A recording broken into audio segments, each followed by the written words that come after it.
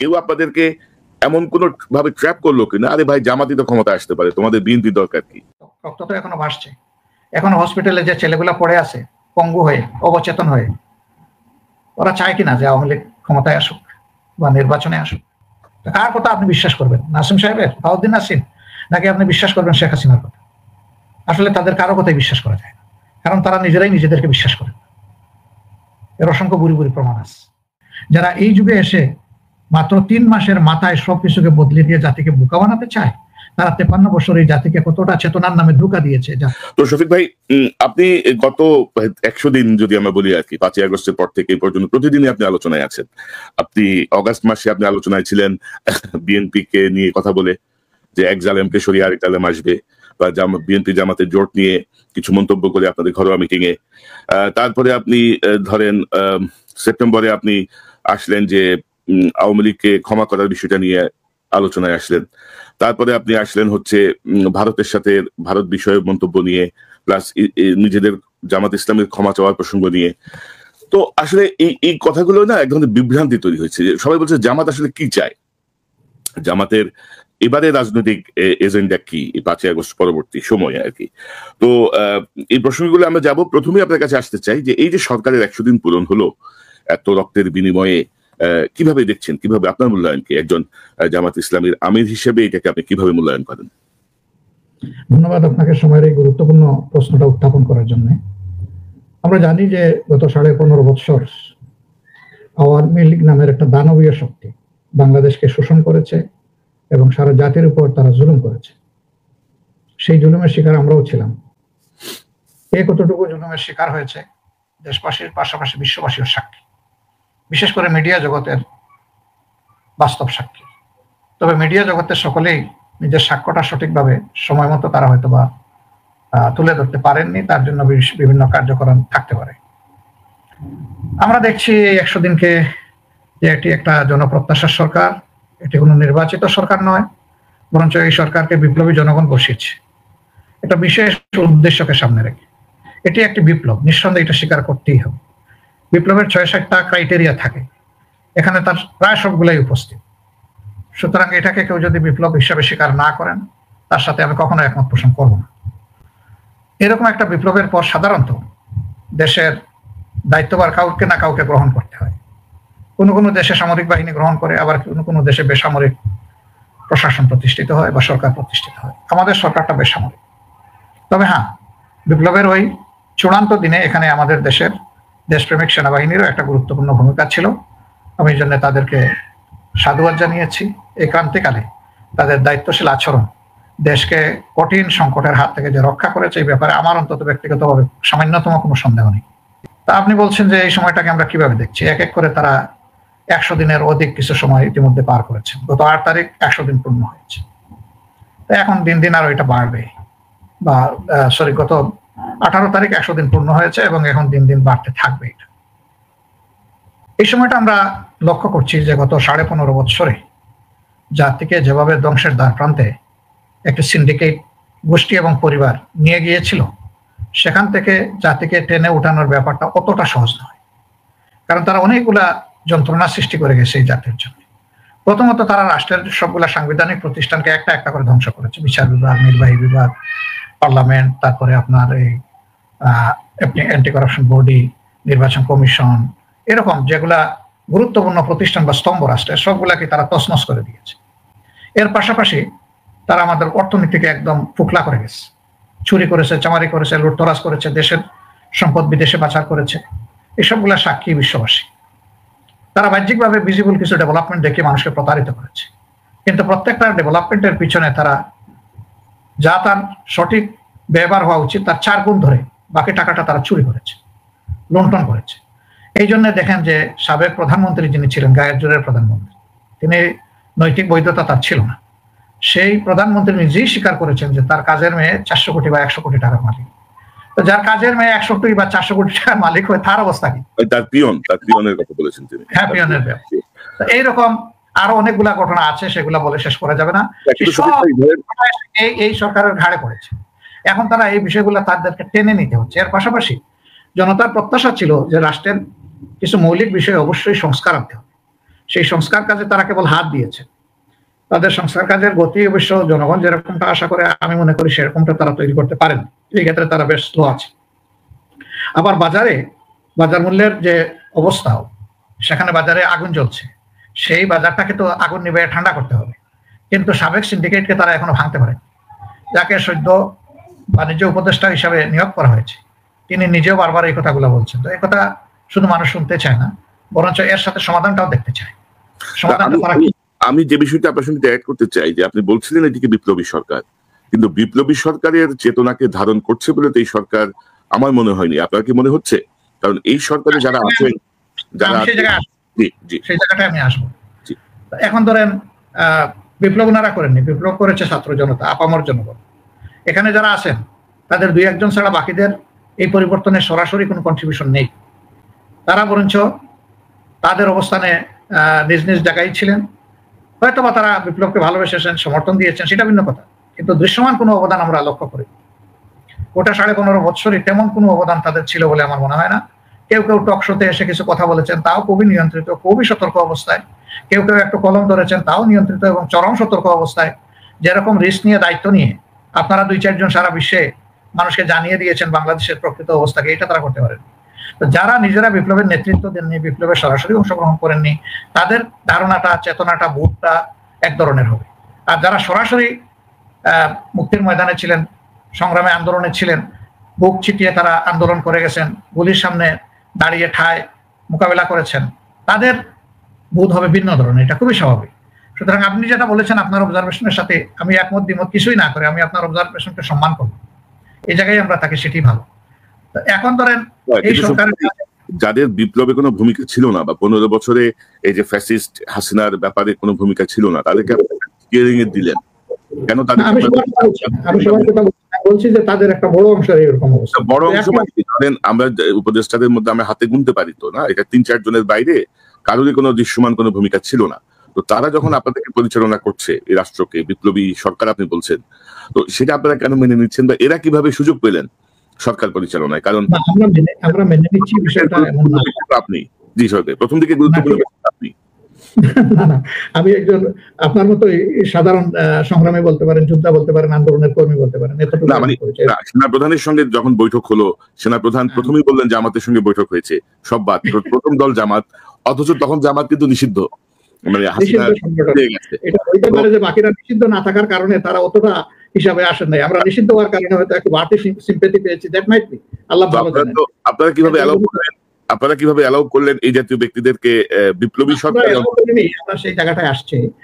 আপনি একটা জিনিস আশা করি সবাই আমরা স্বীকার করবো যে 15.5 বছর আমরা সবাই নির্যাতিত হয়েছি, আন্দোলন করেছি। আপনারা আপনাদের জায়গা থেকে আপনাদের অবদান রেখেছেন, আমরা আমাদের জায়গা থেকে অবদান রাখার চেষ্টা করেছি। কিন্তু এই আন্দোলনের ইতিটা কিন্তু আমরা নেতৃত্ব দিয়ে টানতে পারি না, এটা কিন্তু সঠিক। এই আন্দোলনের ইতি টেনেছে আমাদের ছাত্র যুব সমাজ। সেই দিন যেহেতু তাদের ভূমিকাটা ওরকমই ছিল, 1 জুলাই থেকে শুরু করে 5 আগস্ট পর্যন্ত ধারাবাহিকভাবে, সুতরাং আমরা তাদের অবদানটাকে অত্যন্ত সম্মানের চোখে দেখেছি। যে কাজের ফিনিশিং আমরা দিতে পারলাম না, আমাদের সন্তানেরা তারা সেই কাজের ফিনিশিং দিয়েছে। সুতরাং আমরা তাদেরকে উৎসাহিত করা উচিত, এই জায়গা থেকে সম্মান করা উচিত, তাদের এই বিরাট অবদানের স্বীকৃতি দেওয়া উচিত। এই জন্য ওই সময়টা মূলত উপদেষ্টা পরিষদ গঠনে আমাদের সকলেরই কিছু কিছু পরামর্শ হয়তো বা ছিল, কিন্তু মূলত এই বিপ্লবের নেতৃত্ব দানকারী যারা ছিলেন তাদেরই ভূমিকাটা ছিল প্রমিনেন্ট, যেটা আমাদের প্রধান উপদেষ্টা কয়েকবার নিজেই স্বীকার করেছেন বা বলেছেন, এটা আপনারা সবাই জানেন। হাওয়ার কে কোন জায়গা থেকে আসলেন, কিভাবে আসলেন, এটা বড় কথা নয়। এখন কার কাছে কি চাই এবং তিনি কি করছেন, এটা হচ্ছে বড় কথা। আমরা চাই যে একটা গতিশীল প্রশাসন তৈরি হোক। আমরা চাই জনগণের প্রত্যাশাকে নিভিয়ে দেওয়ার জন্য যারা হাতে অস্ত্র নিয়ে গুলি করেছে, যারা মানুষ খুন করেছে, পঙ্গু করেছে, তাদের যথাযথ বিচার হোক এবং তারা তাদের যোগ্য শাস্তিটা বুঝে পাক। এর জন্য সরকার উদ্যোগ নিয়েছে, কিন্তু এটা যথেষ্ট গতিশীল নয়। এই জায়গাটায় গতি আনতেই হবে। এদেরকে যদি সঠিক অর্থে আইনের আওতায় আনা না যায়, তাহলে এই বিপ্লবের সুফল মানুষের ঘরে উঠবে না, বরঞ্চ মানুষ আরেকবার প্রতারিত হওয়ার এবং ক্ষতিগ্রস্ত হওয়ার আশঙ্কা দেখা দেবে। আমরা চাই তাদের অবশ্যই বিচার করতে হবে, প্রত্যেকটি খুনির, যারা আয়না করে মানুষকে রেখেছে তাদের, যারা মানুষকে পঙ্গু করেছে ওদের, যারা মানুষের ইজ্জত এবং সম্পদ লুণ্ঠন করেছে তাদের, এদের সকলের বিচার অবশ্যই হতে হবে এবং সেই বিচার ফেয়ার স্ট্যান্ডার্ডে হোক, যাতে করে বিচার নিয়ে প্রশ্ন তুলে আবার বিচারকে প্রশ্নবিদ্ধ করতে না পারে। এই জন্য আমরা এই জিনিসগুলো চাচ্ছি। ইতিমধ্যে আপনি জানেন যে ট্রাইব্যুনাল গঠন হয়েছে, প্রসিকিউটর প্যানেল নিয়োগ হয়েছে, তদন্তকারী সংস্থা নিয়োগ হয়েছে, কিন্তু ট্রাইব্যুনালের বিচারিক যথাযথ কার্যক্রম অর্থাৎ শুনানি পর্যায়ে এখনো কোনো বিচার আসেনি। এটা না আসা পর্যন্ত জনগণের মাঝে আস্থা তৈরি হবে না যে আসলে এই সরকার যারা দুষ্কৃতিকারী খুনি তাদের বিচার করবে, এই আস্থা জনগণের মধ্যে এই সরকারকে আনতে হবে। 2 নম্বর হচ্ছে যে নির্বাচন কমিশন কেবল নিয়োগ হলো, সেই নির্বাচন কমিশনের অনেক কাজ। প্রথমত তাদেরকে আনবায়াসড নিউট্রালিটি মেনটেন করে তাদেরকে ফাংশন করতে হবে। তারা যদি কারো চাপে অথবা কোনো লোভে এখানে যদি তারা কোনো দিকে ঝুঁকে যান তাহলে জাতির আগামী অন্ধকার। কারণ একটা ফেয়ার ক্রেডিবল ইলেকশন এই জাতি 14তেও পায়নি, 18তেও পায়নি, 24 তো পেলই না একেবারে। তো সেই রকম একটা প্রেক্ষাপটে বর্তমান নির্বাচন কমিশনকে অনেক গুরুদায়িত্ব পালন করতে হবে। প্রথমত অনেক ফলস ভোটার, ফেক ভোটার এখানে ভোটার লিস্টে তুলে রাখা হয়েছে, এদেরকে ছাঁটাই করতে হবে। আবার অনেক তরুণদের তরুণীদের তাদের ভোটার হওয়ার বয়স হয়েছে, কিন্তু তারা গত কয়েক বছর ভোটের চান্স না পাওয়ার কারণে, নিজের ভোটটা প্রয়োগ করার সুযোগ না পাওয়ার কারণে উৎসাহ হারিয়ে ফেলেছে, অনেকে ভোটার লিস্টেই নাম তুলে নেই। এদেরকে ভোটার লিস্ট হালনাগাদ করতে হবে, আপডেট করতে হবে। এরপরে প্রশাসন সাজাতে হবে একটা নিরপেক্ষ ক্রেডিবল ইলেকশন দেওয়ার জন্য, সেটা এখনো হয়ে ওঠেনি। প্রশাসনের বিভিন্ন জায়গায় কারা বসে আছে, সেই স্বৈরাচারের দূষণরাই তো বেশিরভাগ জায়গায় বসে আছে। এই জায়গাগুলো পরিচ্ছন্ন করতে হবে, সেই জায়গায় তাদেরকে আরো গতি আনতে হবে, হাত দিতে হবে, বাজার মনিটরিং বাড়াতে হবে, সিন্ডিকেট ভাঙতেই হবে। সিন্ডিকেট বলে অন্যের উপর দোষ দিয়ে আমরা চলতে পারবো না। ওরা সিন্ডিকেট করে গেছে, এখন এই সিন্ডিকেট ভাঙার দায়িত্ব হচ্ছে বর্তমান সরকারের। যদি ওরা উদ্যোগ নেয়, সারা জনগণ তাদের পাশে থেকে তাদেরকে শক্তি যোগাবে, সাহস যোগাবে এবং সাহায্য করবে ইনশাল্লাহ। আমরা আমাদের দলের পক্ষ থেকে কথা দিতে পারি যে এই ধরনের সকল অপকর্মের বিরুদ্ধে সরকার পদক্ষেপ নিলে আমাদের সর্বাত্মক সহযোগিতা পাবে। কিন্তু সরকার যদি এগুলাতে কান না দিয়ে অন্য কোনো কিছু করার দিকে যান অথবা সময় ক্ষেপণ করেন, তাহলে অন্যরা প্রতিবাদ করার আগে আমরাই প্রতিবাদ না। কিন্তু ধরেন সরকার যেভাবে কচ্ছপ গতিতে যাচ্ছে আর কি, তাতে আপনি কি মনে করেন সরকার আসলে কতদিন আপনারা সময় দিবেন? ধরেন নির্বাচন কমিশন বা আপনি যেভাবে প্রশাসনের কথা বলছেন বা সরকারের গত 100 দিনের কিছু বেশি সময় যে কার্যকলাপ, তাতে তো আসলে মানুষ হতাশ হয়ে পড়েছে, স্পষ্ট কথা আর কি। কারণ বহু প্রচেষ্টার কার্যক্রম দৃশ্যমান না, মন্ত্রণালয়ের কার্যক্রম দৃশ্যমান না। এখনো ধরেন মানে যে কাজগুলো প্রথম করা দরকার ছিল সেই কাজগুলো হয়নি। মূল দাগী আসামি যাদের আপনি বিচার করবেন তারা পালিয়ে গেছে দেশ থেকে, তারা এখন বিদেশ থেকে হাসিনার বাইরেও অনেকেই ইদানিং কথা বলা শুরু করেছেন। তো আপনি মাঝখানে দাবি উঠেছিল যে বিপ্লবী সরকারের ফরম্যাটে যাওয়ার, চুপ্পু সাহেবকে বাদ দিয়ে, অথবা একটু জাতীয় সরকারের একটি ফরম্যাটে নিয়ে যাওয়ার সব রাজনৈতিক দলের মিলিত ভাবে। তো আপনি কিভাবে দেখেন এই দাবিগুলো? অর্থাৎ এই সরকার তো মানে পারবে বলে অনেকেই মনে করছে না, কারণ মর্নিং শোজ দ্য ডেজ তারা যেভাবে যাচ্ছেন, লেজে গোবরে পাকিয়ে ফেলছেন, সেই জায়গাটা থেকে আপনার কোনো পরামর্শ আছে কিনা? না, তাদেরকে পারতে হবে, তারা পারবে না এই কথা বললে হবে না। কারণ দায়িত্ব বুঝে শুনে নিয়েছেন, তারা তো শিশু না, তারা পরিপক্ক মানুষ, তাদের উপর জাতি আস্থা রেখেছে। মানে ডক্টর ইউনূসের ব্যাপারে কিন্তু আমার কোনো আপত্তি নেই, আমার আপত্তি হচ্ছে তার উপদেষ্টা পরিষদকে নিয়ে। হ্যাঁ, আমি তাই বলতেছি। আপনি বলেছেন যে কতিপয় মানে উপদেষ্টা ছাড়া বাকিদের কার্যক্রম দৃশ্যমান নয় এবং এটার উপরে জনগণের আস্থা নাই। আমি আপনার সাথে দ্বিমত পোষণ করবো না, কিন্তু আস্থার জায়গায় তাদেরকে আসতে হবে। কারণ সলিউশন কি? সলিউশন তো হচ্ছে যে আগামীতে একটা রাষ্ট্রের সুষ্ঠু বন্দোবস্তর ব্যবস্থা তাদেরকে করতে হবে। সেই করার কাজটা কিভাবে হবে? কিছু কাজ নির্বাচনের সাথে জড়িত, কিছু কাজ সামাজিক ব্যবস্থাপনার সাথে জড়িত। এই দুইটা কাজে তাদেরকে একই সাথে হাত দিতে হবে। যদি কেউ না পারেন তার সরে যাওয়া উচিত, তার বলা উচিত ক্লিয়ার কাট যে এটা আমি পারবো না, এইবার বহন করার শক্তি আমার নাই। তিনি সরে গিয়ে উপযুক্ত ব্যক্তির জন্য জায়গা খালি করে দেবেন, তখন যে পারবে সে সেখানে বসবেন। আপনি যে কথাটা বলেছেন যে সেখানে একটা যদি জাতীয় সরকার হতো সকল দল থেকে বা অংশীজন থেকে প্রতিনিধি নিয়ে, তাহলে হয়তো বা কাজের একটা গতি আসতো। আমি এটার সাথেও দ্বিমত পোষণ করবো না, কিন্তু এই ক্ষেত্রে সমস্ত রাজনৈতিক দলগুলোর একমত হওয়া ছিল খুবই জরুরি। সেই জায়গাটাই বোধহয় আমরা এখন বুঝতে পারিনি। এটা আমাদেরও কিছু দায় আছে, শুধু বর্তমান সরকারকে সব দায় দিলে হবে না, দায় আমাদেরকেও নিতে হবে। কারণ আমরা রাজনীতি করি কি জন্য? আমরা রাজনীতি করি জনগণের জন্য। কাজে জনগণের কল্যাণে যে কাজটা করতে হবে সেখানে তো পিছপা হলে চলবে না। এখানে আমরা স্লোগান দিয়ে থাকি ব্যক্তির চেয়ে দল বড়, দলের চেয়ে দেশ বড়। আমার কাজে কর্মে তো সেটা প্রমাণ দিতে হবে যে আসলে আমি দেশটাকে বড় করে দেখছি। তো এই জায়গায় কি আমরা সবাই পারছি? সুতরাং বর্তমান সরকার তারা তো কোনো রাজনৈতিক অতীত বৃত্তি নেই, কারো প্রতি তাদের দুর্বলতা সমর্থন থাকতে পারে, সেটা ভিন্ন কথা, কিন্তু ওরকম সরাসরি কোনো সংশ্লিষ্টতা নাই, কোনো দলে তারা নেতৃত্ব দেননি। তাদের কাছে কেন আমরা সবকিছু আশা করছি? আমরা কেন আমাদের জায়গা থেকে আমাদের দায়িত্বটাও পালন করবো না? আমরা তাদেরকে যেভাবে এই সরকার তো আমরা অনুমোদন দিয়েছি, সমর্থন দিয়েছি, তাহলে সমর্থন যাদেরকে দিলাম তাদেরকে সহযোগিতা করার দায়িত্ব তো আমাদের পড়ে। হ্যাঁ, তারা যদি কোনো অন্যায় করেন, তারা যদি জাতির স্বার্থের বিপক্ষে কোনো পদক্ষেপ নেন, অবশ্যই সহযোগিতাও করব, তাদেরকে সেখানে সংশোধনও করবো। সংশোধন না হলে প্রতিবাদ করবো, প্রতিবাদ না হলে প্রতিরোধ হবে, কিন্তু এর আগে তো সহযোগিতা করতে হবে সব দিক। না, কিন্তু আপনারা অস্বীকার করতে পারি না। তাদেরকে হাত মস্কট করার জন্য আর কতদিন সময় দিবেন? বাচ্চারা যেরকম লেখার উপরে লেখা লিখে লিখে প্র্যাকটিস করে, ওনাদেরকে প্র্যাকটিস করতে আর কতদিন দিবেন এই জাতিকে? না, আনলিমিটেড টার্ম না, এবং দীর্ঘদিন না।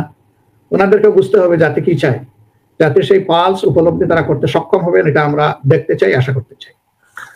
কিন্তু ওনারা কিছু শুনছেন কিনা তো আমার সন্দেহ, কারণ কিছু উপদেষ্টাকে নিয়ে সুস্পষ্টভাবে এত বলার পরেও তারা সরেন নাই, বরঞ্চ আরো বিতর্কিত ব্যক্তিকে তারা উপদেষ্টা হিসেবে নিয়োগ দিয়েছেন সাম্প্রতিক সময়, এটি আপনি জানেন। কিন্তু আপনাদের তরফ থেকে আমরা তেমন কোনো স্ট্রং কোনো অবস্থা দেখছি না যে তারা অনির্দিষ্ট সময়ের জন্য তারা আছেন, তারা শিখছেন, শিখবেন, শিখে শিখে কাজ করবেন। হ্যাঁ, যেমন যেমন প্র্যাকটিসে যাওয়ার, যেমন ডাক্তাররা ইন্টার্নি করে আর কি, ওনারা ইন্টার্নি করছেন, পরে নিশ্চয়ই ভালো ডাক্তার হবেন, এরকম কিছু ভাবলে কিন্তু এটার কোনো অবকাশ এই জায়গায় নাই। ইন্টার্নশিপের জায়গাও এটা নয়, এবং এটা চিন্তা করার কোনো জায়গা নাই। আমার কথা সাফ, যারা পারবেন তারা থাকবেন, যারা পারবেন না তাদের সসম্মানে এখান থেকে সরে গিয়ে যোগ্যদের জন্য জায়গা খালি করে দিতে হবে। সেটা কদিন আপনারা সময় দেবেন? আর কদিন দেখবেন আপনারা? এটার জন্য একদিনও না। এইরকম যারা পারবেন না, যারা ব্যর্থ, তারা দিন নিবেন কেন, ঘন্টা নিবেন কেন? তাদের তো সরে যাওয়া উচিত। আমাদেরই বা দাবি জানাতে হবে কেন? তারা কি শিশু? নিশ্চয়ই না। তারা তো ম্যাচিউরড এনাফ। আত্মসম্মান এবং জাতির স্বার্থ দুইটাকে তারা সামনে রেখে বিবেচনা করবেন, আমরা এটা দেখতে চাই। কিন্তু ক্ষমতার চেয়ারে যে গ্লুটা থাকে আর কি, ওই গ্লুতে একবার বসে গেলে মানুষ উঠতে চায়। বাংলাদেশে কোন দৃষ্টান্ত আছে এরকম? উঠতে চাইলে চেয়ার সহ উঠে যায় নাকি?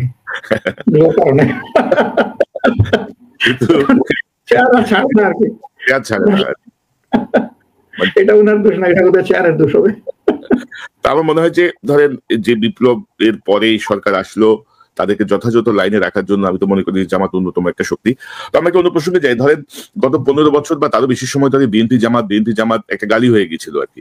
যাই কিছু হচ্ছে বিএনপি জামাত করতেছে, মানে এভরিথিং এর সঙ্গে বিএনপি জামাত সংশ্লিষ্ট। তো আমরা 5ই আগস্টের পরে হঠাৎ করে যেন মনে হলো যে বিএনপি জামাতের সম্পর্কের একটা অবনতি হয়েছে। জামাত একরকম অবস্থানে, বিএনপি একরকম অবস্থানে, একরকমের খোঁচাখুচি ধাক্কাধাক্কি চলছে। তো এটা কেন হলো? বা মানে এটা কি কোনো রাজনৈতিক কৌশল, নাকি সত্যিকারই একটা সম্পর্কের একটা অবনতি হলো? কারণ আমরা অতীতেও দেখেছি যে জামাতের আসলে অবস্থানটা কি। যেমন ধরেন 1986 কিন্তু জামাত হঠাৎ করে আওয়ামী লীগের সঙ্গে ইলেকশনে গেল। তারপর জামাত কিন্তু তার মিত্র বিএনপিকে বাদ দিয়ে হঠাৎ করে তত্ত্বাবধায়কের আন্দোলনে বিএনপি বিপক্ষে অবস্থান নিল। তো এখন এই জাতীয় কোনো ঘটনা ঘটছে কিনা ভেতরে? কারণ মানুষ খুব কনফিউজড যে বিএনপি জামাত, মানুষ মনে করে যে বিএনপি জামাতের মধ্যে জোট না হোক, তাদের মধ্যে যদি একটা ঐক্য না থাকে তৃতীয় পক্ষ এই সুবিধাটা নেবে। এটা কিন্তু আমাকে বিভিন্ন জন বিভিন্ন সময় বলেছেন, আপনিও নিশ্চয় পেয়েছেন এই জাতীয় ভাই। তো কি হচ্ছে বিএনপি জামাতের মধ্যে, কি রহস্য কি? আপনারা কি নতুন কোনো অবস্থান নিলেন, নতুন কোনো ট্র্যাপে পা দিলেন, বা নতুন কোনো ভাবনা থেকে যাচ্ছেন? কি মনে করেন? আমার কি মনে হয় যে আমরা কোনো ফাঁদে পা দিয়েছি? এটা তো বোঝা যাবে যে পরবর্তীতে, যেটা আদৌ ফাঁদ কিনা। এটা তো পরীক্ষিত সত্য। আপনি যে ফাঁদের কথা ইঙ্গিত করছেন, সেই রকম ফাঁদে পা দিলে আমাদের কি ঝুলতে হতো? সেই রকম ফাঁদে পা দিলে আমাদের সমস্ত শীর্ষ নেতাদেরকে জেলের ভিতরে খুন করা হতো? সেই রকম ফাঁদে পা দিলে আর কার অফিসগুলা বন্ধ ছিল বলেন 15 বছর? আমাদের অফিস বন্ধ হতো? ওই রকম ফাঁদে পা দিলে আমাদের এই নিবন্ধন কেড়ে নেওয়া হতো? আর কার নিবন্ধন গেছে আমরা ছাড়া? এইরকম ফাঁদে পা দিলে দল নিষিদ্ধ হতো? আর কার দল নিষিদ্ধ হলো বলুন তো দেখি? আর একটা দলের কথা বলেন। শফিক ভাই, আমি একটু যদি আরেকটু স্পষ্ট করি, আমি আসতেছি। আমরা ওই ফাঁদে পা দেওয়ার লোক নই। বরঞ্চ এমন হতে পারে যারা ফাঁদে পা দিয়েছে, মানুষ যাতে তাদের দিকে না দেখে অন্যের দিকে ছুড়ে দেয়, ওই দেখো সে ফাঁদে পা দিয়েছে, আমি না। তো সেটা আমরা বলবো না। এরকম যারা এই চর্চা করেন, তারা নিঃসন্দেহে কোনো সুনির্দিষ্ট সুবিধা নেওয়ার জন্য এগুলা করে। 2 নম্বর, আপনি বলেছেন যে বিপ্লব পরবর্তী সময়ে আমার একটা বক্তব্যের কথা বলেছেন, আমি বিএনপিকে বলেছি এক জালিম সরে গিয়ে আবার না, আমি বিএনপির নাম নেই। কেন বিএনপি নাম নেব আমি?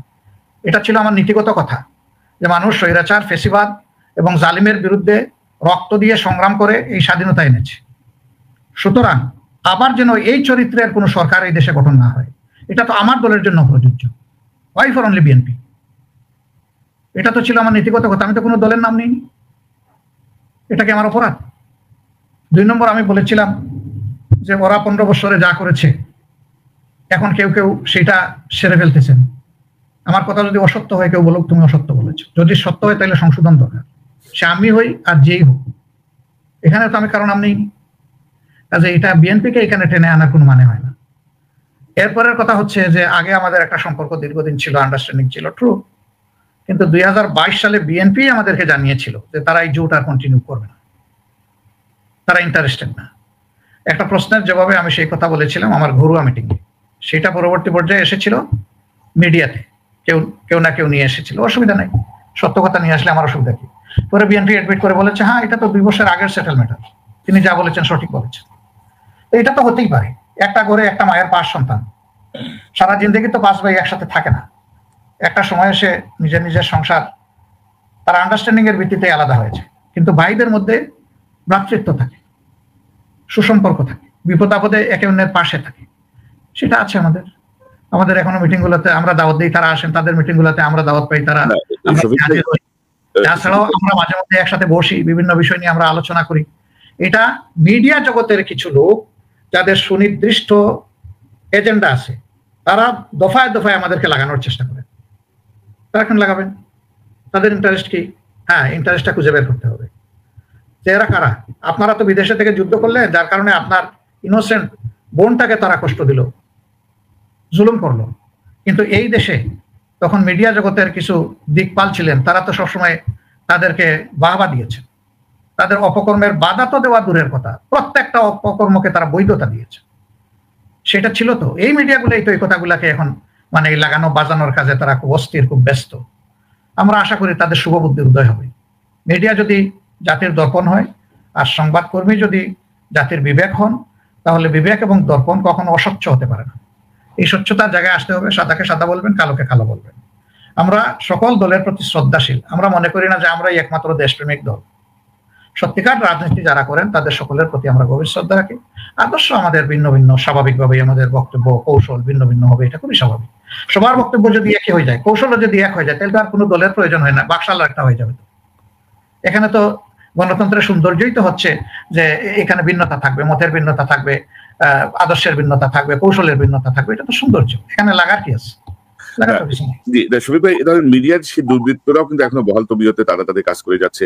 আসলে মানুষের ভয়ের জায়গাটা কি, ধরেন 15 বছরে আওয়ামী লীগ যেভাবে লেয়ার বাই লেয়ার তাদের লোক বসিয়ে গেছে এবং তাদের হাতে যে পরিমাণ অর্থ আছে, তো তাতে ধরেন আপনাদের মধ্যে যে কোনো অনৈক্য বা আপনাদের মধ্যে যে কোনো বিভেদ আওয়ামী লীগকে আবার সুযোগ করে দেয় কিনা।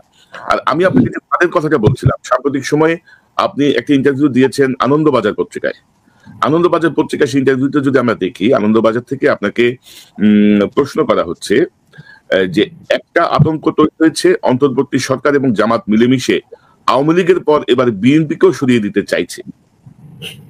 তো এই যে প্রশ্নটা আর কি, এই প্রশ্নটা কিন্তু আমি যে ফাঁদের কথা বলছি সেটাকে রিপ্লেস করে। অর্থাৎ কেউ আপনাদেরকে এমন কোন ভাবে ট্র্যাপ করলো কিনা, আরে ভাই জামাতই তো ক্ষমতা আসতে পারে, তোমাদের বিএনপির দরকার কি, বা তোমরা ইসলামিক দলগুলো মিলে ক্ষমতায় চলে আসো। আমার কাছে এরকম খবর নাই, আমি যেহেতু জামাতের এখন দায়িত্বে আছে, এখন অন্য কোনো আমিরের কাছে থাকলে আমাকে বলিয়েন, আমি একটু জেনে নিব। না, অর্থাৎ যেমন আপনারা 86 এ নির্বাচনে গেছেন, আগের দিনও সিদ্ধান্ত নিয়ে পরের দিন গেছেন, আপনারা বিএনপির বিপক্ষে তত্ত্বাবধায়ক সরকারের আন্দোলনে ছিলেন, তো সেই জায়গাটা থেকে আর কি আপনাদের তো রাজনৈতিক বললাম না, এগুলা বললাম না। শেখ হাসিনাকে কি বাংলাদেশে জামাত ইসলাম আনছিল? কিন্তু আপনারা আপনি আসেন বাংলাদেশে, আমরা আনছি, এগুলা বলে লাভ নাই। ইতিহাসের প্রয়োজনে বিভিন্ন সময় রাজনীতির মানে বিভিন্ন পদক্ষেপ নিতে হয় রাজনৈতিক দলগুলোকে। এখন ইতিহাস বিবেচনা করবে যে এই পদক্ষেপটা সঠিক ছিল না বেঠিক ছিল, এক সময় বলে দেবে। মানুষ হিসেবে সবকিছুই আমরা একদম 100% সঠিক করি এই দাবি আমরা কোনোদিন করি না, এখনো করবো। আমরা মানুষ, আমাদের ভুল ত্রুটি হতেই পারে, কিন্তু এই অতীত নিয়ে টানাটানি খুঁচাখুচি, এটার অর্থ কি? চিংড়ি মাছের মাথায় থাকে তার অন্য জিনিস, তাই না? ও মাছটা কিন্তু পিছনের দিকে যায় না, লাফাইলেই শুধু পিছনের দিকে, সামনের দিকে যায় না, শুধু পিছনের দিকে যায়। আমাদের জাতিকে আমরা সামনে নিয়ে যেতে চাই, ওই পিছনের কসলা কসলিটা আমরা ওই বাদ দিতে চাই। না আসলে 24-এর চেতনাকে ধামা চাপা দেওয়ার জন্য অতীতের সবগুলাকে এখন টানা হচ্ছে। এই 24-এর চেতনা যাতে হারিয়ে যায় মানুষের মন থেকে। চর্চা তো হবে এখন, এই তাজা ব্লাডের চর্চা হবে, কি জুলুম হয়েছে সেটার চর্চা হবে, কারা জুলুম করে তার চর্চা হবে। এগুলা বাদ দিয়ে এখন এই পিছনের জিনিসগুলা যারা টানেন, আমি বিনয়ের সাথে বলতে চাই, আমি তাদের উদ্দেশ্য সম্পর্কে কোনো মন্তব্য করব না। আপনি দেখেন যে এটা দেশ ছাড়িয়ে বিদেশের সাংবাদিকদের কাছে এরকম একটা আভাস চলে গেছে। দেশ বিদেশ সবই তো আপনার কাছে ক্লিয়ার। এই দেশ বিদেশ তো একাকার ছিল ভাই, এটা তো কোনোদিন আলাদা ছিল না। তারা কোথায় ছিলেন যখন 15.5 বছর জাতির উপরে স্টিম রুলার চললো? তখন তারা কোথায় ছিলেন? তাদের মনে একটা প্রতিবেদন তো আমাদের নজরে পড়ে নাই যে বাংলাদেশে মানুষের অধিকার লঙ্ঘিত হচ্ছে, নারী পুরুষ নির্বিশেষে, জাতপাত নির্বিশেষে? সেটা তো পড়ে নাই। কিন্তু কিন্তু শফিক ভাই, আপনি ধরেন এ পর্যন্ত আপনার যে বক্তব্য, আনন্দবাজারের সাথেও দেখলাম যে আপনি বলছেন যে ভারত বিরোধী নয়, সম্মান ও সমতা নিয়ে সুসম্পর্ক চাই, এটা হচ্ছে তাদের শিরোনাম। কিন্তু 15 বছরে ভারতের যে আগ্রাসন বাংলাদেশের প্রতি, আপনার দলের পক্ষ থেকে কিন্তু একবারও বলা হয়নি যে ভারতকে ক্ষমা চাইতে হবে, ভারতকে দুঃখ প্রকাশ করতে হবে। তো যারা 15 বছর একটা ফ্যাসিবাদকে সমর্থন দিয়ে গেল, তিনটি নির্বাচনকে বৈধতা দিল, তাদেরকে আপনি ক্ষমা না চেয়ে তাদের প্রতি এত সম্মান এবং সমতার নিয়ে সুসম্পর্ক কেন চান? বা তাদেরকে আমি সম্মান এইভাবে দেই বলি নাই, আমি বলছি যে আমরা সম্মানের ভিত্তিতে করতে চাই। এখন আপনি তো একটা ইন্টারভিউ দেখলে হবে না ভাই। আপনি তাদেরকে ক্ষমা চাওয়ার কথা কোথাও বলেন নাই তো, যে ভারতকে ক্ষমা চাইতে হবে? আশা করি একটা ইন্টারভিউ মাত্র আমি দেই নাই, বহু ইন্টারভিউ দিয়েছি, তাই না? না, কিন্তু একই ধরনের শব্দে শব্দে কথা বলি নাই, অনেক কথা বলেছি। এখানে কি বলেছি আমরা? তারা আমাদের উপরে যে সমস্ত হস্তক্ষেপ করেছেন, আমাদের যে অধিকারগুলো তারা লুণ্ঠন করেছেন, হরণ করেছেন, এবং এখানকার লুণ্ঠনকারীদেরকে তারা যেভাবে সহযোগিতা করেছেন, আমরা সেই বিষয়গুলো কিন্তু সামনে নিয়ে এসেছি। এটা ঠিক আমি একটা দেশের বিরোধী হবো কেন? কেন একটা দেশের বিরোধী হবো? সেই দেশের শাসক ভুল করলে আমি কি জনগণকে দায়ী করবো? না, বিজেপি আমরা বলেছি যে শাসক যারা, তারা এই কাজগুলা করেছেন, এবং আমরা প্রতিবেশী হিসাবে কারো কাছ থেকে এই ধরনের কাজ আমরা দেখতে চাই না। আমরা এই কথাগুলো পরিষ্কার বলেছি। এখন ক্ষমা চাওয়ার ব্যাপার আপনি বলতেই পারেন, আপনারা শুরু করেন, আমরা ইনশাল্লাহ শুরু করবো আপনাদের সাথে, অসুবিধা নেই। কেউ না কেউ শুরু করবো, আমরা চাইলাম না, কেউ চাইছে কি? এখন পর্যন্ত কেউ চাইনি তো, এই জন্যই আপনার কাছে প্রশ্নটা, যে সবাই বলছে আমরা চাইবো, অসুবিধা কি? না, ভারত আমাদের প্রতিবেশী, আমরা প্রতিবেশী পাল্টাতে পারবো না, আমাদের সুসম্পর্ক থাকতে হবে। কিন্তু ভাই, তোমরা গত 15 বছরে আমাদের উপরে যে শক্তিটা তোমরা ফ্যাসিস্ট রেজিমকে দিলা, তার জন্য তোমরা তো সরি বলো নাই এখনো। বিএনপি মহাসচিব ভারতের হাই কমিশনের সঙ্গে মিটিং করে বলছেন যে বরফ গলতে শুরু করেছে। কেন বরফ গলতে শুরু করবে? তারা দুঃখ প্রকাশ করছে, তারা সরি বলছে। আপনাদের বক্তব্য নাই না, আপনারা বলেন নাই, আমি বিএনপির কথা বলছি। কিন্তু আপনারা যেভাবে বলছেন যে ভারতকে তো ক্ষমা চাওয়ার প্রসঙ্গটা আপনারা আনছেন না। ভারত মানে কি? বিজেপি। মহাসচিব যেহেতু বলেছেন, তিনি আপনারা জানতে চাইলে ভালো ব্যাখ্যা দিতে পারবেন। আপনাদের অবস্থান কি? আপনারা চান ভারত ক্ষমা চাক? আমাদের অবস্থান ভারত ক্ষমা চাক না, এই কথাটা আমার দল সিদ্ধান্ত দিবে। আমি তো আজকে ব্যক্তিগতভাবে আপনার সাথে আমি এসেছি এখানে। তবে আমাদের নীতিগত অবস্থান হচ্ছে যে আমরা কারো হস্তক্ষেপ অথবা আমাদের উপর কারো খবরদারি আমরা চাই না। এই ব্যাপারে আমাদের অবস্থান পরিষ্কার। এই চাই না বললেই তো এই দলটাকে এত মূল্য দিতে হয়েছে। আর তো কোনো দলকে এই চাইনার জায়গায় কেউ নাই বলে এত মূল্য দিতে হয়। তো আপনি আবার ধরেন শেখ হাসিনাকে মানে ফ্যাসিস্ট বলতে আপনি চাচ্ছেন না এখন? না, কে বলছে আমি চাই না? না, আমি একটু আপনাকে বলি না, ওইভাবে না। যেমন ধরেন, আমি যদি আপনাকে দেখাই আপনার সর্বশেষ বক্তব্য থেকে, আমার দেখানো লাগবে না, আমার মনে আছে তো। আমি চাই না, কেন বলতে চাই না, একটু শুনেন। আমি দর্শকদের জন্য একটা লিঙ্ক করে দিই, জাস্ট লিঙ্ক করে দিই। আপনি বলছেন যে মানুষই ভুল করে, দুর্নীতিও মানুষ করতে পারে, ভুল যে করবে সে ক্ষমা চাইবে, দুর্নীতি যারা করবে শাস্তি পাবে, ইত্যাদি ইত্যাদি। আমি ইউনাইটেড বাংলাদেশ করতে চাই, আমি বারবার ফ্যাসিজম বা ফ্যাসিস্ট বলা পছন্দ করি না। এরাও তো আমাদের পরিবারের সদস্য, রাজনৈতিক পরিবারের সদস্য। তো এই ধরনের একটা ফ্যাসিস্ট যাদেরকে বিরুদ্ধে এত রক্ত দেওয়া হলো, তাদেরকে রাজনৈতিক পরিবারের সদস্য বলে আপনি কি বুকে টেনে নিতে চাচ্ছেন? বা তাদেরকে স্পেস দিচ্ছেন যে তোমরা তো ভুল করছো, আসলে ক্ষমা চাও, কিন্তু তোমরা তো আমাদের এই পরিবারের সদস্য, রাজনৈতিক পরিবারের। এই যে সহমর্মী যে আচরণ এত জুলুমের পরে, আমাদের উদাহরণ নেলসন ম্যান্ডেলা না, আমাদের উদাহরণ হচ্ছেন নবী করিম সাল্লাল্লাহু আলাইহি ওয়াসাল্লাম। জি। তারপরেও নেলসন ম্যান্ডেলা এই জামানায় তিনি একটা উদাহরণ পেশ করেছেন। তিনি এবং তার জাতি দীর্ঘদিন যাদের হাতে নির্যাতিত হয়েছিলেন, একটা সময় এসে তিনি তাদেরকে নিজের থেকে ক্ষমা করে দিয়েছিলেন। এটা তার মানবিক অনুভূতির জায়গা থেকে। আমরা ওই রকম ক্ষমার কথাও বলিনি।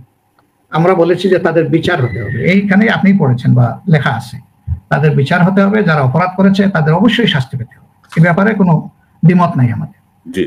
এরপরে বলছেন যে বারবার ফ্যাসিজম বা ফ্যাসিবাদ আমি বলতে চাই না। এটা যদি ভালো কোনো কথা হয় তাহলে আমি সবার চেয়ে বেশি বলতে পারবো, সারাদিন বলতে পারবো ফ্যাসিজম ফ্যাসিবাদ ফ্যাসিজম ফ্যাসিবাদ ফ্যাসিবাদ আমি বলতে থাকবো।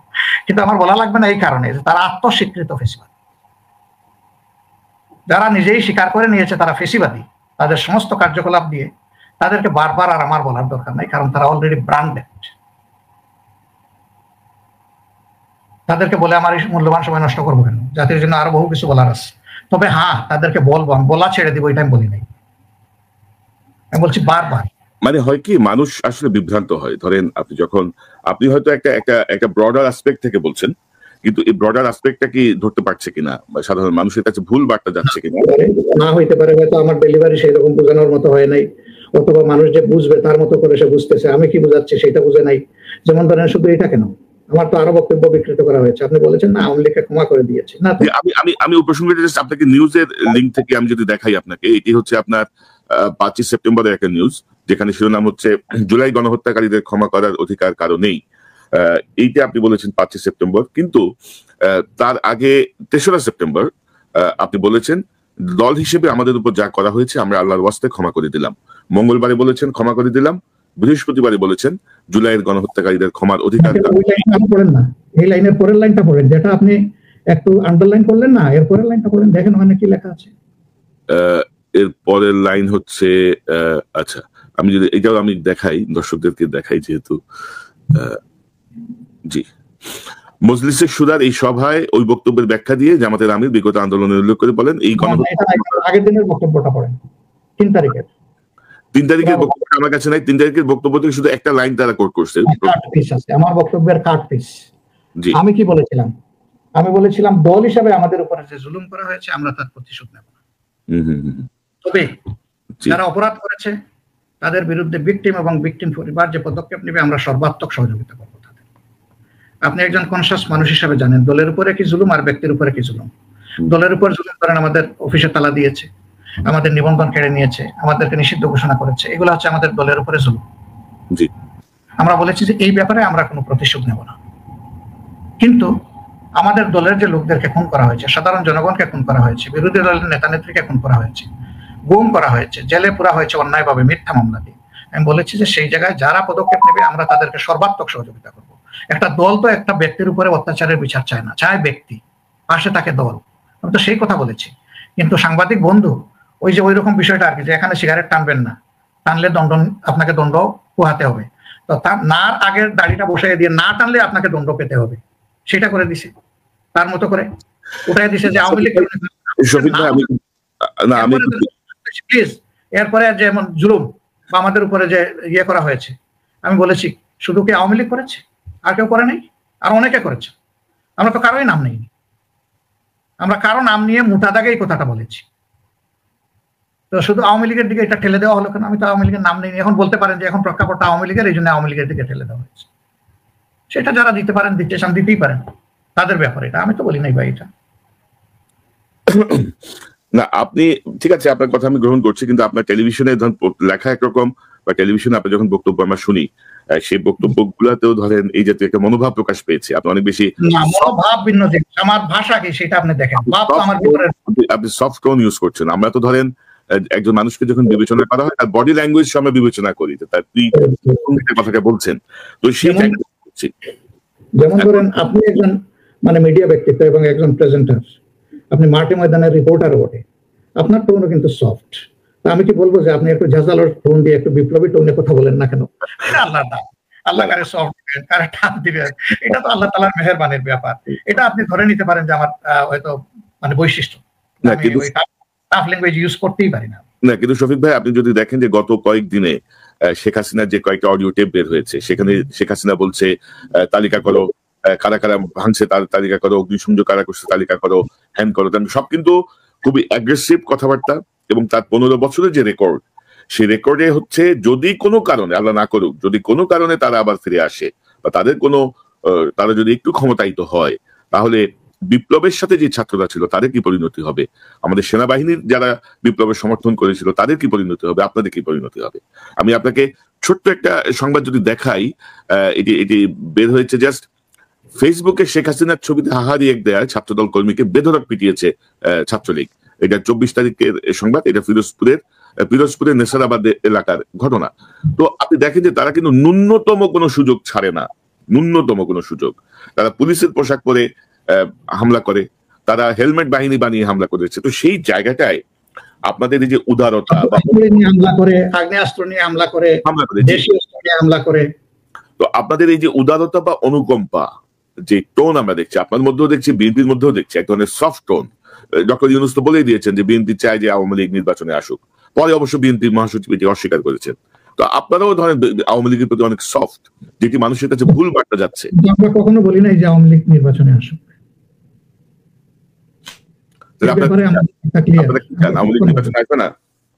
আওয়ামী লীগ নির্বাচনে আসুক, আগে জনগণের সাথে বোঝাপড়া করুক, আগে তাদের অপরাধের শাস্তি পাক, তারপরে জনগণ বিবেচনা করবে ওরা আসবে কি আসবে। যাদের বুকে গুলি পড়েছে, যে মা তার বুকের সন্তান হারিয়েছে, যে যুবতী তার স্বামী হারিয়েছে, যে কচি বাচ্চা তার বাবা হারিয়েছে, তাদের কাছ থেকে ক্লিয়ারেন্স নেই আওয়ামী লীগ।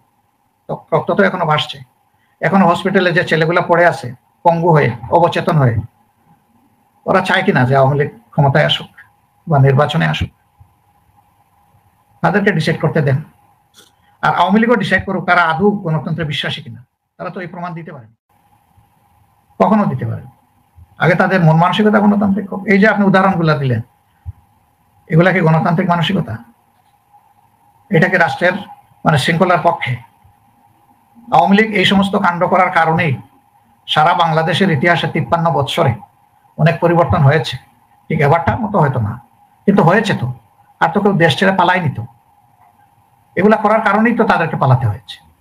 এখন আপনি এটাও প্রশ্ন তুলেছেন যে তাদেরকে পালাতে দিল কে, গেল কিভাবে, এখন বিদেশে গিয়ে বিভিন্ন নানা ধরনের উস্কানি দিচ্ছে। এটাও তদন্ত হওয়া দরকার, কারা কিভাবে এদেরকে পালাতে সাহায্য করেছে। এই কাজগুলা তো সরকারকেই করতে হবে, এবং সেই সরকারের এই কাজগুলাতে সহযোগিতা জনগণের লাগবে। কিন্তু আপনাদের এবং বিএনপি প্রধান দুইটা দলই তো, এই দুইটা দলের যে সফট টোন বা আপনারা যেভাবে ঘুরিয়ে ফিরিয়ে কথা বলছেন, এটা কিন্তু আওয়ামী লীগকে শক্তিশালী করছে, প্লাস মানুষকে ক্ষুব্ধ করছে। আপনারা কিন্তু সরাসরি বলছেন না, আপনারা সরাসরি স্ট্রং অবস্থানে থাকা, নো মোর আওয়ামী লীগ। আওয়ামী লীগ আপনি মনে করতে পারেন যে আপনার এই প্রশ্নটা একটা রিকমেন্ডেশন, আমরা নিলাম এটা কনসিডারেশন। Thank you. আপনাদের কাছ থেকে যত স্পষ্ট বক্তব্য আসবে ততই ভালো, কারণ রাজনৈতিক যেই আপনার রিকমেন্ডেশনটা আমরা পজিটিভ কনসিডারেশন নেব। জি, ধন্যবাদ শফিক ভাই। নিয়ে আপনারা যত দ্রুত ঘোষণা দেন ততই ভালো। আরেকটি বিষয় আমি যদি যাই, সংস্কার নির্বাচন। ছাত্র জনতার দাবি হচ্ছে সংস্কারের পরে নির্বাচন। বিএনপি বলছে দ্রুত নির্বাচন, যত বেশি সময় যাবে তত বেশি ঝামেলা বাড়বে, তত জটিলতা তৈরি হবে। আপনারাও বলছেন নির্বাচনের একটা রোডম্যাপ দেওয়া হোক, আপনারাও অনেকটা দ্রুতই নির্বাচনের কথা বলছেন। তো এখন সংস্কার, নির্বাচন, রোডম্যাপ, কবে নাগাদ আপনারা নির্বাচন চান? আর সংস্কার যদি করতে হয় তো 13 রকমের সংস্কার আছে, সংস্কারের তো অভাব নাই। ইতিমধ্যে 11টা কমিশন অলরেডি হয়ে গেছে, 6টা আর 5টা। কোন সংস্কার হয়ে নির্বাচনটা হওয়া উচিত, নাকি 11টা সংস্কার হয়েই নির্বাচন হওয়া উচিত? কতদিনের মধ্যে নির্বাচন হওয়া উচিত? আপনি কি মনে করেন, কি ভাবছেন? আমরা দ্রুত বলি নাই, স্লোতও বলি নাই। আমরা বলেছি যে মৌলিক কিছু সংস্কার এই সরকার করবে, সবগুলো নয়, এবং তারপরেই তারা নির্বাচন অনুষ্ঠান করবে। যে সংস্কারগুলো করলে নির্বাচনটা সুষ্ঠু হবে, গ্রহণযোগ্য হবে এবং জনমতের প্রতিফলন ঘটবে। যে ভোটাররা ভোট দিতে পারে নাই তারা ভোট দেওয়ার সুযোগ পাবে, তাদের পছন্দের দল এবং প্রার্থীকে তারা নির্বাচিত করবে। আমরা সেই জিনিসগুলোর জন্য মূল থেকেই বলে এসেছি যৌক্তিক সময়। এখন আপনি প্রশ্ন করতে পারেন যে এই যৌক্তিক সময় কতটুকু, এবং কি আগে সংস্কার এবং পরে নির্বাচন নাকি তাড়াতাড়ি নির্বাচন? না, আমরা তাড়াতাড়ি নির্বাচনও চাচ্ছি না, আবার আমরা দেরিতে নির্বাচনও চাচ্ছি না। আমরা মনে করি যে এটা খুব, আমরা বলেছি বছর বছর নয়, এটাকে এই সীমার ভিতরেই করে ফেলা উচিত, তাতে আমাদের মেসেজ ক্লিয়ার। এটা জ্ঞানীদের জন্য যথেষ্ট এই কথাটা। হয়তো রিসেন্টলি একজন উপদেষ্টা বলেছেন 4 বছরের ইঙ্গিত, আর একজন বলেছেন 2 বছরের ইঙ্গিত। তাদেরও কথার মধ্যে ভিন্নতা আছে। তাদেরকে একটা জায়গায় আসতে হবে এবং জনগণকে কনভিন্স করতে হবে যে তারা কতটা সময় কি জন্য নিচ্ছেন। সেটা কনভিন্স করে যখন করা হবে তখন একটা কনসেনসাস ডেভেলপ হবে, তখন জাতীয় ঐক্যটা মজবুত হবে, তখন তৃতীয় পক্ষ এখানে কোনো ক্ষতি করার সুযোগ পাবে না। তো এই জিনিস উভয় পক্ষের আমাদের দায় আছে। আমরা উভয়ের দায়ের জায়গা থেকে আমরা এটা করলে সেটাই রাষ্ট্রের জন্য, জনগণের জন্য ভালো হবে। ছাত্রদের ব্যাপার বলছেন যে তারা চাচ্ছে আগে সংস্কার সম্পন্ন করে তারপরে নির্বাচন হোক। তারাও বলছে না যে সব সংস্কার সম্পন্ন করে নির্বাচন হবে, তারাও বলতেছে যে মৌলিক সংস্কারগুলো সম্পন্ন করে নির্বাচন দিতে হবে, এর আগে নয়। এই জায়গায় আমাদের সবারই মিউচুয়াল ডায়ালগের মাধ্যমে একটা জায়গায় আসতে হবে এবং সেই উদ্যোগটা নিতে হবে সরকারকেই, এই ডায়ালগের উদ্যোগ। এ পর্যন্ত সরকার এই ডায়ালগের উদ্যোগটা এখনো গ্রহণ করেনি। কিছু কিছু বিষয়ে ডায়ালগ করেছে 2 দফায়, কিন্তু এটা করেনি। আমরা এটার অপেক্ষায় আছি। এখন আপনি বলেছেন যে 11টা সেক্টরে তারা রিফর্ম করার জন্য বা সংস্কার করার জন্য উদ্যোগ নিয়েছেন, কমিশন গঠন করেছেন। তারা বলেছেন এই সংখ্যা আরো বাড়তে পারে। আমাদের পক্ষ থেকে 10 দফা মাত্র সংস্কার কর্মসূচি দেওয়া প্রস্তাব দেওয়া হয়েছে, এটা মিডিয়া এসেছে, আপনি জানেন। আমাদের দফা কিন্তু 41টা, আমরা কিন্তু 31টা দেইনি। কেন দেইনি? কারণ আমরা বিবেচনা করি যে ওই 31টা ইন্টারিম গভর্নমেন্টের কাজ নয়, ওই 31টা করবে পরবর্তী নির্বাচিত গভর্নমেন্ট এসে। এরকম আরো অনেকে দফা দিয়েছেন, শুধু আমরা দেইনি। বিএনপি দিয়েছে তাদের কিছু, তারপরে অন্যান্য এলডিপি দিয়েছে, 12 দল দিয়েছে, অনেকেই দিয়েছেন তারা। তো সবারটা তো জনগণের সামনে আসে নাই বিস্তারিত ভাবে কে কি দিয়েছেন। বিএনপির যেগুলো বহু আগে একবার এসেছে, এরপরে আর এটা নতুন করে পুরাটা আমি জানি না, হয়তো তারা দিয়ে থাকলে ওইটা আমার কগনিজেন্সে নাই। আর বাকিদের তার ডিটেইলস আসে নাই, আসলে বোঝা যেত কে কি চেয়েছেন। এই সবগুলাকে একটা জায়গায় এক মোহনায় আনার দায়িত্ব হচ্ছে সরকার। সরকারই এই উদ্যোগ নিতে হবে, সরকার নিয়ে সবাইকে একটা জায়গায় এনে তার একটা সমাধান থাকবে। এবং এটা যদি ঠিকই অনেক লম্বা করা হয় তাহলে ক্ষতির কারণ হয়েছে, আবার খুব হারি করা হয় তাহলে ওই জায়গাগুলো তৈরি না করলে পরবর্তী পর্যায়ে জাতিকে সাফার করতে। আমি যেটি বলতে চাচ্ছি শফিক ভাই, যে আপনি যদি বলছেন যে আপনারা দ্রুত চাচ্ছেন না, স্লথ চাচ্ছেন না, আপনারা একটা অর্থাৎ আরো স্পষ্ট ভাবে আপনারা না বলেন, এই সরকার কিন্তু বুঝবে না, এই সরকার বুঝবে না, সারা দুনিয়া ঘুরে তারা বুঝবে না। আপনি যদি দেখেন যে ধর্ম উপদেষ্টা বলেছেন যে শেখ হাসিনা তো মাত্র কয়েক মাস গেল, তো অবশিষ্ট সময় আমরা ক্ষমতায় থাকবো, এটাকে অনেক অবশিষ্টকালীন সরকার আর কি, আর কি নতুন ভাষণ যোগ হয়েছিল। ডক্টর ইউনূস বলেছেন যে সরকারের মেয়াদ 4 বছর, তবে আমরা এত থাকবো না, আমরা আরো যত কমে পারা যায় একটা সংশোধনের ব্যাপারে এনেছেন। সেনাপ্রধান বলেছেন 18 মাস। তো আপনারা যদি বলেন যে দ্রুত না স্লথ না, তো মানুষ তো কনফিউজড, মানুষ চাচ্ছে আসলে বক্তব্যকে, আসলে আপনারা কি চান, যে আপনারা বলেন যে আমরা 26 সালের শেষের মধ্যে নির্বাচন। দেখেন এখনো কমিশন গুলা তাদের ফাংশন শুরু করে নেই, তো আমরা আশা করছি যে এই মাসের ভিতরে সবগুলা কমিশন ফাংশন শুরু করবে। যখন ফাংশন শুরু করবে আমরা একটা টাইমলাইন ক্লিয়ার করব। রাজনৈতিক কোনো পক্ষই কিন্তু কোনো টাইমলাইন এখনো বলে নাই। তো হঠাৎ করে ক্ষমা চাওয়ার প্রসঙ্গটা কেন আসলো? আপনারা বললেন 71-এর ভূমিকা নিয়ে যদি কোনো সুনির্দিষ্ট অভিযোগ থাকে। হঠাৎ আসে নাই, হঠাৎ সাংবাদিক বন্ধুরা নিয়ে আসেন, এই জন্য এই ক্ষমা চাওয়ার ব্যাপারে কথা বলতে হবে। তো দেখেন আমাদের উপরে এত জুলুম হলো, অত্যাচার হলো, বিচারের নামে যা হলো সবই বিশ্ববাসী সাক্ষী, কিন্তু বিচারটা ডিসপিউটেড ঘরে বাইরে সব জায়গায়। ব্রিটেনের একটা কোর্ট এই সংক্রান্ত একটা রায় দিয়েছে চৌধুরী মোহাম্মদ সাহেবের ব্যাপারে, এবং তারা বলেছে যে it's a genocide of justice, এটা বিচারকে গণহত্যার সামিল। তারা মন্তব্য করেছে তাদের রায়ে যা করা হয়েছে এটার উপরে। যদি মানুষ তো বলে উঠবে না, এটা আমরা সবসময় বলি, কিন্তু আপনি জোর করে বলবেন যে এটা ভুল করেছেন, এটা তো মানব না। ভুলটাকে ভুল হোক। এই যে আপনি একটু আগে শেখ হাসিনার কিছু উদ্ধৃতি দিলেন যে তিনি ওখান থেকে হুকুম দিচ্ছেন কারা মানুষ খুন করেছে, কারা জ্বালাপোড়া করেছে, কারা ভাঙচুর করেছে, এদের তালিকা তৈরি করুন। তিনি তো জগতের মানুষকে এই কথা বলে কি বোকা বানাচ্ছেন? এগুলা কে করেছে? জগৎবাসী সাক্ষী, সারা বিশ্ববাসী সাক্ষী। এই তাজা ঘটনাকে যারা ইতিহাস বিকৃতি ঘটানোর অপপ্রয়াস চালাতে পারে, তারা আজ থেকে 53 বছর আগের ঘটনাকে কি রকম বিকৃতি করেছে এটা তো অকল্পনীয় ব্যাপার। জামাত ইসলামী কেন তখন কি ভূমিকা পালন করেছে সেই ব্যাপারে আমি অনেক মিডিয়ার সাথে কথা বলেছি, আমার নতুন করে বলার কিছু নেই, ওগুলোই আমার কথা, আমাদের কথা।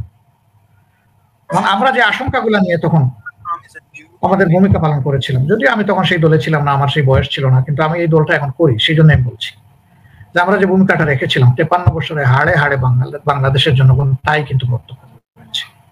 এমনকি আমরা যা আশঙ্কা করেছিলাম তার চেয়ে বেশি এখানে হয়েছে, যার কারণে আজকে আপনিও আপনার এই বিবেকের জায়গা থেকে বলছেন যে আমাদের পার্শ্ববর্তী দেশের কাছে আমাদের ভূমিকার কারণে ক্ষমা চাওয়ার দাবি উত্থাপন করা উচিত। তো ক্ষমা চাওয়ার প্রশ্ন আসবে কেন? ক্ষমা চাওয়ার আগে তো আসে। আমরা কি করেছিলাম তখন সেই কথাগুলো আমরা বারবার বলেছি, যদি কেউ জানতে চায় ওগুলোই আমরা বলবো, নতুন করে বানাওয়ার কোনো কথা বলার সুযোগ আমাদের নেই। যারা এই যুগে এসে মাত্র 3 মাসের মাথায় সবকিছুকে বদলে দিয়ে জাতিকে বোকা বানাতে চায়, তারা 53 বছর এই জাতিকে কতটা চেতনার নামে ধোঁকা দিয়েছে জাতি তার সাক্ষী। এবং হাড়ে হাড়ে এই জাতি এই চেতনার কবলে পড়ে কি রকম মজলুম হয়েছে তাও এই জাতি পুরাটাই সাক্ষী, শুধু আমরা না, পুরা জাতি, আমরা আপনারা সবাই। তো ধরেন আরেকটা প্রসঙ্গ আসছে যে আওয়ামী লীগ যদি ক্ষমা চায় তাহলে একটা মানে বিবেচনা করা হতে পারে, এবং সাম্প্রতিক সময় বাহাউদ্দিন নাসিম বলেছেন যদি ভুল করে থাকি তাহলে আওয়ামী লীগ ক্ষমা চাইবে। তো আপনি কি মনে করেন যে আওয়ামী লীগের ক্ষমা চাইলেই তাদের এই 15 বছরের ফ্যাসিজম বা জুলাইয়ের নির্বিচার গণহত্যা বা গুমের যেসব ঘটনা বা নির্যাতনের যে ঘটনা আপনারা মাফ হয়ে যাবে? তারা যদি ক্ষমা চায় তাহলে এর মাধ্যমে তাদেরকে তাদের বিচারও চাইতে হবে। ক্ষমার মাধ্যমে মানুষের সিভিল রাইট অফ হয় না। যাদেরকে খুন করেছে তাদের খুনের বিচার যদি না হয় তাহলে তো অবিচারের সংস্কৃতিতেই চালু বা বিচারহীনতার সংস্কৃতি চালু হয়ে গেল। এটা তো সভ্য জগতে অ্যাকসেপ্টেবল না। এবং আমি কে ক্ষমা করে দেওয়ার? যার আপনজন হারিয়েছে, যে নিজে পঙ্গু হয়েছে, যে ক্ষতিগ্রস্ত হয়েছে, আমি আমার ব্যক্তিগত তরফ থেকে আমাকে জেলে নিয়ে কষ্ট দিয়ে চলেছে, তার প্রশ্ন আমাকে ক্ষমা করে দেওয়ার কোনো অধিকার আছে? না রাষ্ট্রের আছে? কারোই তো নাই। কে ক্ষমা করে দিবেন? কেউ তো ক্ষমা করে দিতে পারবেন না। আর তারা বলতেছেন, এখনো বলতেছেন যদিও আওয়ামী লীগ ভুল করে থাকে, এখনো যদি রয়ে গেছে নাকি? তাছাড়া এই কথাটাও তো শেখ হাসিনার যে আপনি টেলিফোনের উদ্ধৃতি দিলেন তার সাথে সরাসরি সাংঘর্ষিক। তিনি যে কথা বললেন সেই কথার সাথে শেখ হাসিনার কথার তো কোনো মিল নেই। দুই কথায় তো যুদ্ধ লেগে গেছে ইতিমধ্যে। কার কথা আপনি বিশ্বাস করবেন, নাসিম সাহেবের, বাউদ্দিন নাসিম, নাকি আপনি বিশ্বাস করবেন শেখ হাসিনার কথা? আসলে তাদের কারো কথাই বিশ্বাস করা যায় না, কারণ তারা নিজেরাই নিজেদেরকে বিশ্বাস করেন। এর অসংখ্য বুড়ি বুড়ি প্রমাণ আছে। কারণ শেখ হাসিনা আপনি যদি দেখেন এখন প্রমাণ করার চেষ্টা চলছে যে শহীদ আবু সাইদ কিভাবে মারা গিয়েছিল, পুলিশের গুলিতে মারা যায় নাই, এক ফোঁটা রক্ত বের হয় নাই, হাসিনা বলছেন সাম্প্রতিক সময়। তারপরে তারা বলার চেষ্টা করছেন যে কোথায় আয়নাঘর, আয়নাঘর বলে কিছু নাই। একটা মানুষ দুনিয়া থেকে চলে গেছে, নির্মম ভাবে তাকে খুন করা হয়েছে, তারপরেও যদি শেখ হাসিনা এই কথা বলে থাকেন, সর্বাঙ্গে ব্যথা ঔষধ লাগাবে কোথা? সারা জাতিকেই তো ওনারা শত্রু মনে করে অবস্থান নিয়েছে, এখনো শত্রুতা করে যাচ্ছে ওনারা, এখনো তো জাতিকে স্থির থাকতে দিচ্ছে না, অস্থির করার জন্য হাজার জাতের ষড়যন্ত্র দিন রাত ওনারা করে যাচ্ছে।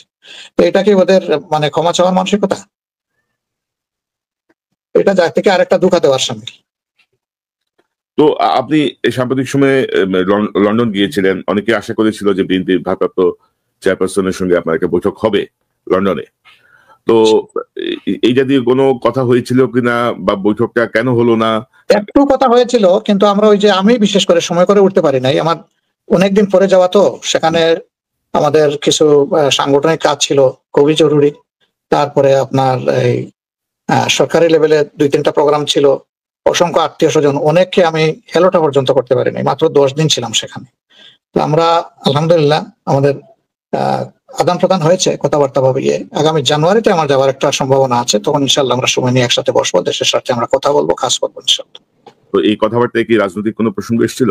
না না না, এই প্রসঙ্গটা আমরা ওপেন করি নাই। ইনশাল্লাহ জানুয়ারিতে গেলে আমাদের ডিটেলস আলোচনা হবে, আল্লাহ চাইলে। দোয়া করেন। শুধু কুশল বিনিময় হয়েছে এতটুকু? জি জি ওরকম। তো শফিক ভাই, আমরা অনুষ্ঠানের শেষ দিকে, তো ধরেন 100 দিন পরে বা প্রায় 3.5 মাসের কাছাকাছি এই সরকারের যে বয়স, তাতে যেই সমস্যাগুলো দেখা যাচ্ছে, আপনাদের সঙ্গে নেক্সট বৈঠক কবে হবে প্রধান উপদেষ্টার সাথে, বা সরকারের গতিশীলতা আনার জন্য আপনারা নতুন করে কোনো কিছু ভাবছেন কিনা, বা কিভাবে কি করবেন? আমার মনে হয় যে আপনারা সম্মিলিতভাবে একটা সিদ্ধান্ত নেওয়া উচিত সবাই মিলে। উচিত উচিত, আমি একমত আপনার সাথে। এটা করতে হবে, দেশের স্বার্থের কোনো বিকল্প নেই। সবাইকে একসাথেই কাজ করতে হবে, এই এক লাইনেই কাজ করতে হবে, এবং একটা উত্তম বোঝাপড়ার ব্যাপার এখানে রয়েছে। কারণ যারা আছেন উপদেষ্টা পরিষদে বা যারা, তারা যা করছেন সবকিছু মিলিয়ে এটি গণ আকাঙ্ক্ষার সঙ্গে যাচ্ছে না বলেই আমরা জনগণের প্রতিক্রিয়ায়, হ্যাঁ কিছু কিছু বিষয়ে জন আকাঙ্ক্ষার সাথে যাচ্ছে না, এটা ট্রু ট্রু। এটাই অনেকে হয়তো সিনসিয়ারলি করছেন, আবার অনেকে সেটা আমরা দৃশ্যমান দেখতে পাচ্ছি না তারা করলেও। জি।